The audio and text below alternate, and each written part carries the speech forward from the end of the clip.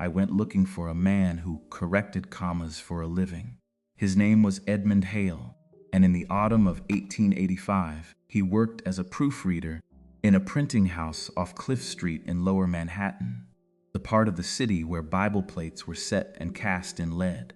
He read for a living, not for meaning, for accuracy. A misplaced verse number, a dropped word, a comma that fell out of register, that was his trade. He had read the King James text so many times that he could feel a wrong word the way a piano tuner feels a flat string. In October of that year, a set of proofs crossed his desk for the new revised version, the one the committees in England and America had finished. He began to read, and somewhere in the first book he stopped. A verse he knew was not where it should be, not changed, gone. He pulled the old King James plate. He set the two side by side, and then he did the thing that would follow him the rest of his life. He took a clean folio, and he began to keep his own record of every place the new text and the old text disagreed. If you keep a list of what is missing, you do not subscribe, you stay. There is more pulled from the record, and I want to show you the ledger before it closes. Edmund Hale was born in 1849 in Hartford, Connecticut, a town that printed more Bibles than almost any place in America. His father bound them. His grandfather had set type for them. The trade ran in the family the way farming runs in others, and Hale grew up with the smell of ink and leather and the slow rhythm of pages being checked, one line at a time, by men who did not hurry. He was not a minister. He was not a scholar in the way the universities meant it.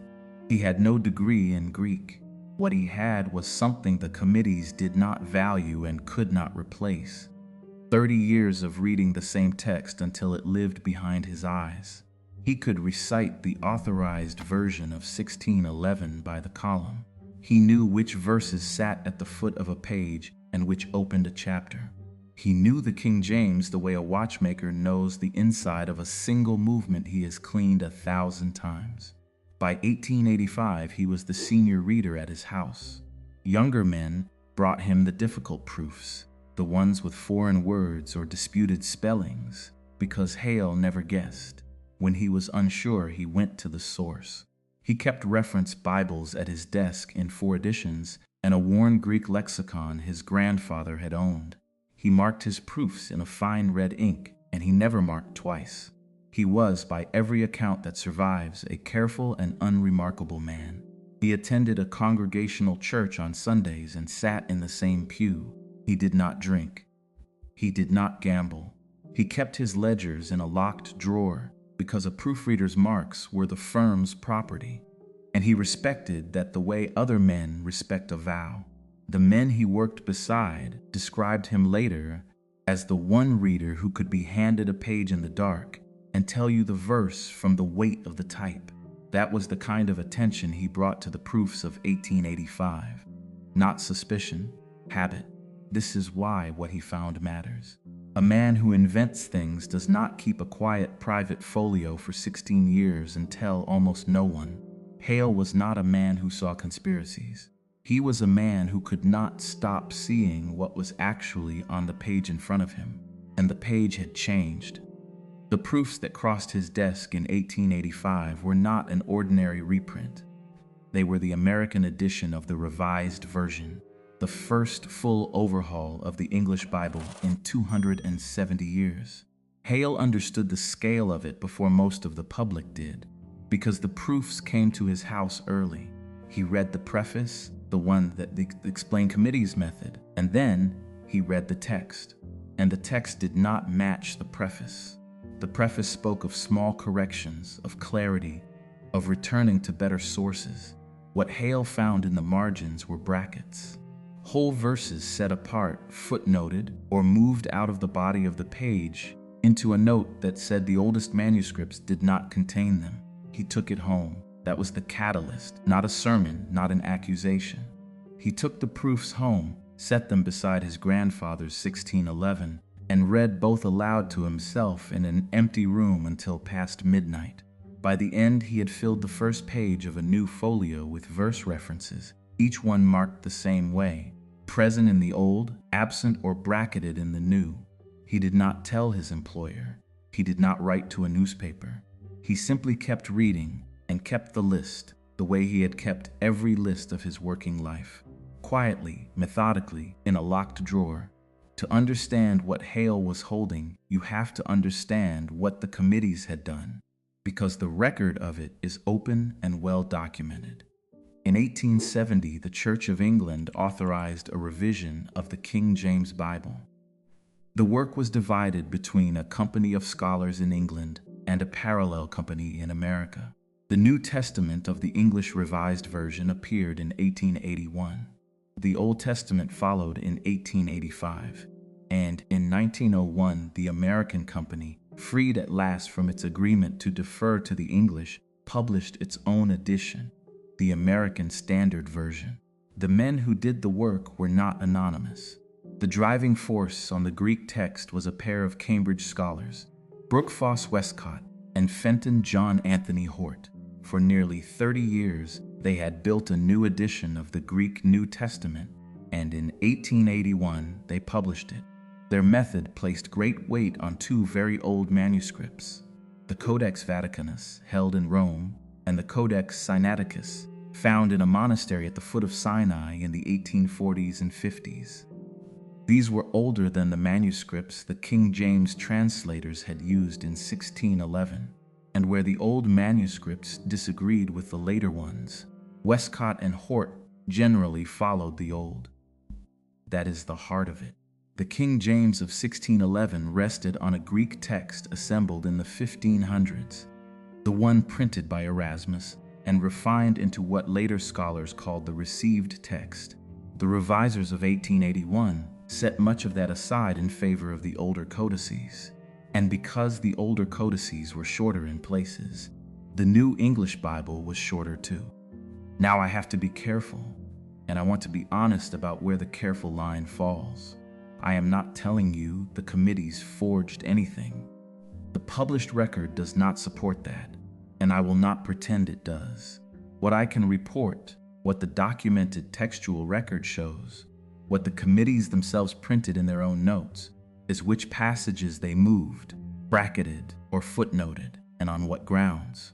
That is the refusal frame I work inside. I report the change. I do not invent the motive. The publishers were named men too. The revised version in America carried the imprint of houses like Thomas Nelson, which held printing rights and stood to gain from a Bible the public would have to buy new. Revision was not only scholarship, it was also a market. A new authorized text made every old one a candidate for replacement. The room where I found the rest of it was the manuscript division of the New York Public Library. On a Tuesday, near closing, with the brass lamps already burning low, what survives of Edmund Hale is not famous. It is a thin-bound folio, deposited by a descendant in the 1930s, cataloged and then largely forgotten. The kind of thing you find only because you asked for everything under a name. The folio is what he called, in his own hand on the first leaf, a reader's account of the differences. It is exactly what it says. Page after page of verse references in two columns. Left column, the 1611 reading. Right column, the 1881 reading. And between them, in Hale's small even script, a single word for what had happened. Omitted, bracketed, footnoted, moved. The anomaly that stopped me was not any single verse. It was the consistency. Hale had not collected oddities at random. He had found a pattern, and he had named it on the last page in 4 words. Always the same direction. The new text was never longer than the old. When the two disagreed, something was always being taken out, never added. A man who corrected commas for a living had noticed, before most scholars said it plainly in public, that the revision ran one way. Let me show you the layers, because Hale stacked them, and they are all real. The first layer is the one every textual scholar knows. 1 John chapter 5, verse 7. In the King James, it reads as a clear statement of 3 that bear witness in heaven, the Father, the Word, and the Holy Ghost. It is called the Johanneum, and it is, by the documented manuscript record, absent from almost every Greek manuscript before the modern era. The revisers of 1881 removed it from the body of the text. Hale marked it first in his folio in October of 1885 with one word, gone. He was not wrong about the manuscripts. The verse genuinely does not appear in the Old Greek. What he recorded was simply that it had vanished from the page a Bible reader held. The second layer is the longer ending of Mark. The last 12 verses of the 16th chapter, the appearances after the resurrection, the words about signs that follow believers. In the King James, they close the book. In the Revised Version, they are set apart with a note that the two oldest manuscripts end without them. Vaticanus and Sinaiticus, the same two codices, stop at verse 8. Hale copied the note exactly and wrote beside it in his column, bracketed. The third layer is the woman taken in adultery. John, chapter 7, verse 53 through chapter 8, verse 11. The scene in the temple, the writing in the dust, "Let him who is without sin cast the first stone." One of the most quoted passages in the entire book, and it too is absent from the oldest manuscripts and was footnoted by the revisers as doubtful. Hale's mark for it was footnoted, then, underneath, in slightly heavier ink, the most quoted. The fourth layer is quieter, and that is why it unsettled me more. It is not whole verses. It is words. Hale had pages of single-word changes, a divine name softened to a pronoun, a phrase about the blood removed from one verse where it survived in another, a title shortened. None of these would stop an ordinary reader. All of them, set in a column, leaned the same way Hale had named, toward less. The fifth layer was his own. On a folded sheet tucked into the back, Hale had done arithmetic. He had counted. By his tally, the Revised New Testament contained, against the King James, many hundreds of differences, and the great majority were reductions. He had ruled the sheet into columns and tallied them the way a clerk tallies a ledger at the end of a long day, in groups of 5, with the running total carried down the margin. I cannot verify his exact count from his sheet alone, and I will not pass his number off as proven fact, but the direction he found, that the changes overwhelmingly subtract, is consistent with the textual record. He was a proofreader. He did not theorize. He counted what was in front of him, and the count came out one way, and he wrote it down, and he did not say a word about it to anyone who could have used it against him. Hale was not the only one who saw it. The public saw it too in 1881, in a way that is easy to forget. When the Revised New Testament was released in May of that year, it was a genuine event. 2 Chicago newspapers had the entire text telegraphed across the country so they could print it within days. People lined up, and almost at once a counter-movement formed. A scholar named John William Bergen, the Dean of Chichester, attacked the new Greek text in print, defending the older received text and the verses the revisers had set aside. The debate was real, it was public, and it was bitter. Hale, in his folio, copied a line from one of those public defenses and noted the date. He was not a lone crank in a back room. He was one quiet reader inside a national argument that the church itself was having out loud. What is striking is that the scholarly facts Hale recorded were never secret. The committees printed their own reasons. Westcott and Hort published their Greek text with its apparatus open to anyone who could read it. The verses in question were discussed in journals and from pulpits. Corroboration was everywhere, if you knew where to look. What was buried was not the facts. It was the experience of the ordinary reader who opened the new Bible, reached for a verse he had known since childhood, and found a bracket where the words had been. So why does it feel hidden if the committees printed their own work?